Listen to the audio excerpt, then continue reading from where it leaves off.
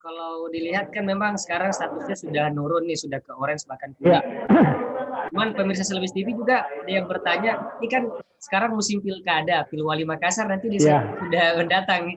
Takutnya jangan sampai iya. gara-gara pilkada tergelincir lagi kita masuk ke zona merah seperti itu. Silakan Pak Ismail, gimana itu? Iya. Jadi itulah tadi yang saya sampaikan, bahwa di Perwali 51 dan 53 itu kan diatur, khususnya di 53 itu diatur soal pertemuan. Memang beberapa waktu lalu kita juga sudah mengundang para tim sukses dari para kandidat, 4 kandidat, ya untuk tetap tidak henti-hentinya pemerintah kota menyampaikan bahwa walaupun kita dalam suasana pilkada ya, diharapkan para tim sukses ini atau tim-tim yang mungkin melakukan pertemuan-pertemuan atau apa itu tetap dalam koridor bagaimana bisa melaksanakan Perwali 53 yang mengatur tentang pertemuan, dan tentu di situ intinya juga adalah protokol kesehatan, tetap menjaga jarak ya. Jangan ruangannya cuma berkapasitas 100 atau 50 diisi sampai 50 atau 100, tapi itu kan dalam perwali kita sudah diatur. Harus disesuaikan yaitu 50%. Dan diutamakan juga selalu memperhatikan yang namanya penggunaan masker ya. Seperti tadi yang sampaikan Pak Paluturi bahwa kalau kita tidak mau terpapar COVID ya itu tadi 3M ya, memakai masker, mencuci tangan, dan selalu menjaga jarak. Nah itu yang tidak henti-hentinya, termasuk saat ini operasi justisi kita itu melakukan pemantauan wilayah ya. Apakah dilakukan di jalan-jalan atau langsung ke tempat-tempat di mana menurut tim ini mungkin ada kerawanan-kerawanan di situ yang mungkin orang bisa abai atau tidak memperhatikan yang namanya protokol kesehatan. Itu ada. Baik, terima kasih Pak Ismail. Saya kembali ke Prof. Ridwan. Prof. Ridwan, ini kalau kita berbicara tentang kapan COVID ini hilang, pasti juga masyarakat bertanya soal vaksin. Apalagi ini sudah beredar informasi di sosial media nih Prof. Ridwan. Katanya vaksin awal Desember atau akhir Desember ini mulai disebarkan gitu di Indonesia. Silakan Prof. Ridwan. Jadi terkait dengan vaksin ini, ada memang beberapa kandidat vaksin yang telah melewati fase 3 ujinya ya. Fase 3 itu ada fase uji coba pada populasi besar dengan varian populasi yang lebih besar.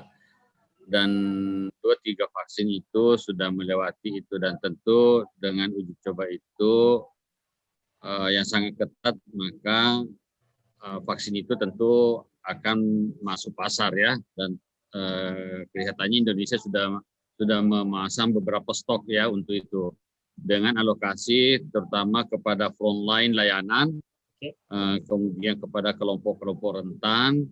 Jadi itu ada prioritasnya ya. Jadi sekarang sementara banyak didiskusikan di beberapa donor mengenai ketersediaan vaksin ini, bagaimana sistem suplainya, rantai vaksinnya, dan seterusnya.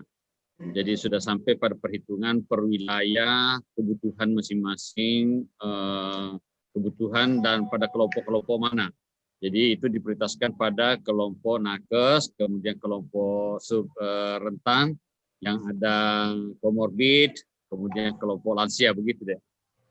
Baik, Prof. Ridwan, ini juga banyak masyarakat yang mempertanyakan soal vaksin. Ini keamanan vaksin itu sebenarnya seperti apa sih, Prof. Ridwan? Karena kan yang kita ketahui vaksin itu adalah virus yang dijinakkan, lalu dimasukkan dalam tubuh kita. Bisa dijelaskan sedikit, Prof? Jadi dalam teori vaksin ini kan antigen yang dilemahkan atau virus yang dilemahkan, kemudian memberi kesempatan kepada tubuh untuk membentuk antibodinya. Jadi setiap vaksin yang telah melewati uji coba tahap 3-nya, paling tidak efek samping dari vaksin itu relatif sudah lebih terkendali ya, begitu. Kemudian perlu memang kita ketahui bahwa vaksin COVID-19 untuk yang dari SARS-CoV-2 ini itu beda dengan vaksin campak ya. Campak itu dengan pemberiannya 1 kali dia sudah bisa bertahan sekian puluh tahun. Tapi untuk COVID-19 ini masih menjadi debatable apakah bertahan 1 tahun, 2 tahun, atau beberapa tahun. Itu sangat ditentukan oleh titir antibodi, artinya jumlah pasukan yang ada dalam tubuh yang terbangun dari pemberian vaksin tersebut. Karena sebenarnya pada situasi sekarang ini vaksin terbaik adalah menggunakan masker, Pak. Jadi vaksin itu jangan hanya menunggu yang bersifat biologis atau virusnya dilemahkan, tapi vaksin perilaku inilah poin pentingnya sekarang ini. Karena dalam beberapa studi kan setiap juga jenis vaksin itu hanya untuk satu jenis strain tertentu.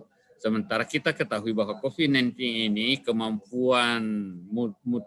kemampuan modifikasinya tinggi sekali ya.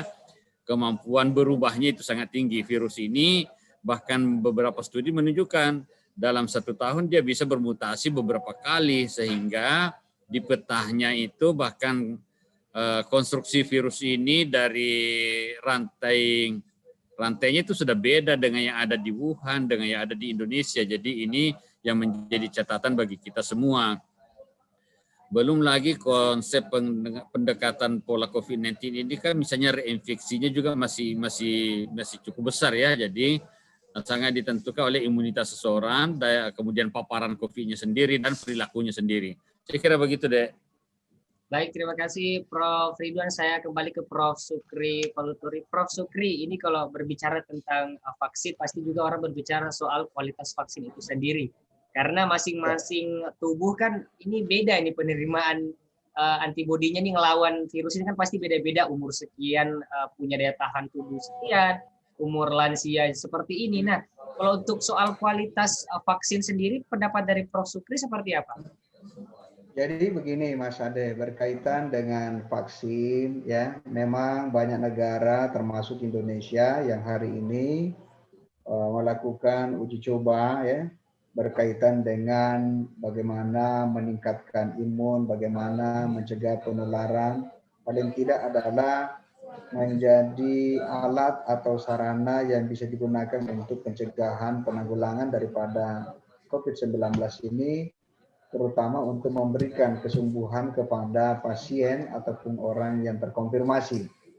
Kira-kira poinnya begitu. Meskipun demikian, kami ingin menegaskan bahwa itu adalah tahapan-tahapan untuk bagaimana menemukan daripada vaksin tersebut.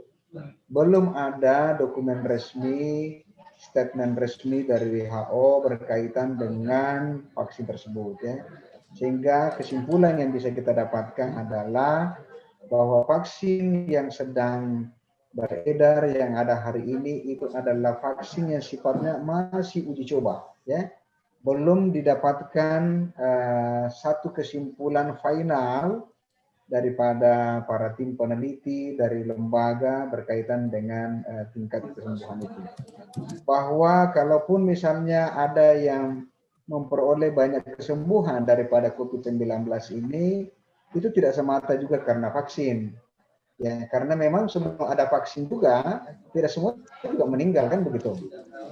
Jadi sebelum ada vaksin didiskusikan vaksin, banyak juga yang mengalami tingkat kesembuhan daripada mereka yang terkonfirmasi. Kenapa begitu? Karena sangat bergantung kepada tingkat katakanlah keterpaparan daripada mereka. Yang kedua adalah bagaimana imunitas daripada orang-orang yang terkonfirmasi itu. Yang ketiga adalah bahwa ya memang sangat bergantung ini dia punya apa. Karena saya kira mungkin di antara kita ini juga sudah pernah ada orang yang disenggol-senggol ya. Sudah pernah disenggol-senggol sama COVID-19. Kita nggak tahu, ya kan? Tapi mungkin karena imun kita yang masih relatif cukup bagus, ya masih kuat, sehingga itu tidak bisa tembus ya dalam memberikan tingkat keparahan ya daripada penyakit ini. Nah, memang saya setuju tadi dari Bang Pro bahwa vaksin yang ada sesungguhnya hari ini adalah vaksin perilaku, vaksin perilaku. Masker ini adalah vaksin kita sesungguhnya. Mencuci tangan, menjaga jarak, menghindari kerumunan, itulah vaksin sesungguhnya sebenarnya. Karena kami membayangkan begini. Dulu pernah kita berdebat bahwa kalau orang yang sudah pernah terkonfirmasi COVID-19 1 kali, itu kemungkinan besar tidak kena lagi karena daya tahan tubuh atau imunitas mereka, antibodi mereka sudah terbentuk. Tapi ternyata hipotesa itu juga kurang pas. Buktinya ada banyak saudara-saudara kita yang sudah kena lebih dari 1 kali. Artinya bisa jadi memang jenis virus ini mengalami varian, mengalami mutasi dan sebagainya seperti itu.